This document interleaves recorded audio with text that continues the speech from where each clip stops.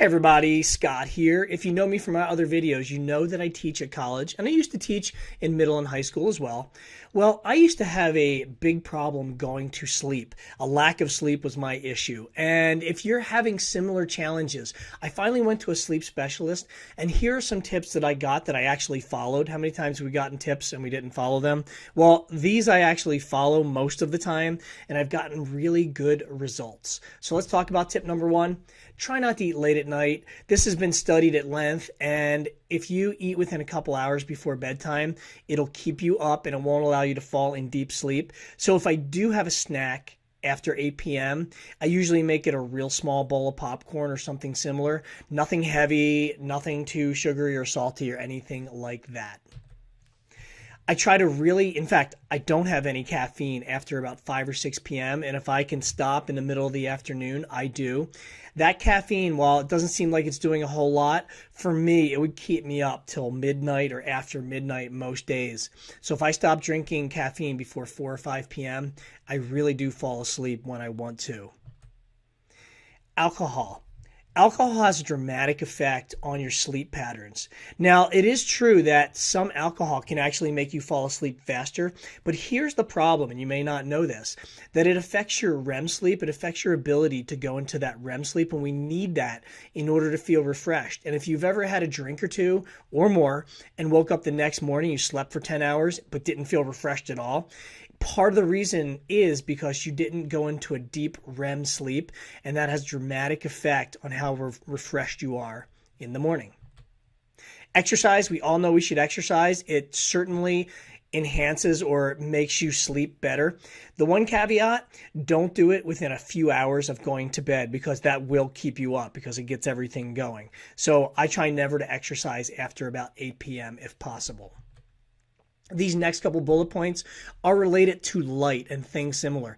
Electronics give off a certain light, and that keeps your brain awake. Much like when you look outside and it's daylight, it's telling your brain, hey, this is a time to be up. Well, electronics mimic that light. So really try to avoid the electronics before you're going to bed.